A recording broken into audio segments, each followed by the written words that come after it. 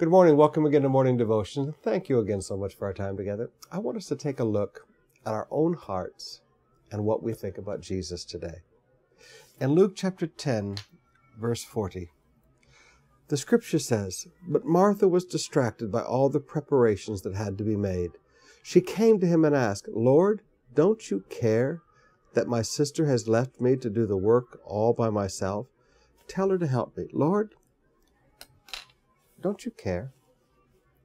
Now, I want you to notice how many times in our lives we think God doesn't care. Now, we know He cares. We sing the verses, "Cast all your cares on Him because He cares for you." I mean, we know He cares. But there are times that we get distracted by all the pressures of life, just like Martha. We get distracted by all the pressures of life. And something changes on our insides. Our attitude toward Jesus changes. Now, intellectually, we know He cares. But emotionally, because of the distractions and because of the pressure, we start to think He doesn't care. And the next thing you know, out of the abundance of the heart, the mouth speaks. And we come to God in prayer and say, "God, don't you care?" Now Mary was clever. Mary was a little different than Martha. Mary chose the best part. She stayed focused on Jesus. Now, you're never going to wonder if He cares if you stay focused on Him.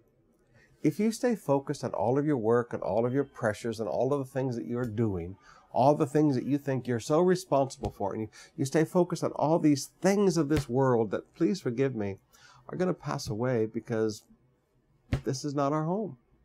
If you stay focused on all of that, you're going to get really frustrated one day, and out of the abundance of your heart, your mouth is going to say, "God, you don't care." He didn't change. So, well, what happened, Pastor? Our hearts changed. Our hearts changed because our focus was wrong. We were focused on all the pressures and all the problems when we should have kept our heart focused on Him. Back in the Old Testament, there's a beautiful verse.